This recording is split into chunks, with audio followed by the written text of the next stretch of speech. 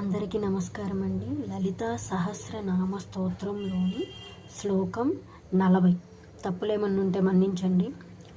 తటిల్లతా సమరుచి షట్చక్రోపరి సంస్థిత మహాశక్తి కుండలిని బిసతం తు తనీయసి. ఇప్పుడు భావార్థం తెలుసుకుందాం.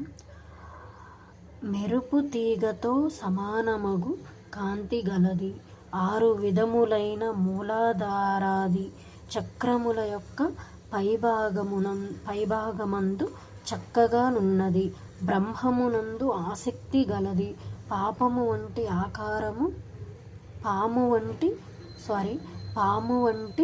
ఆకారము గలది,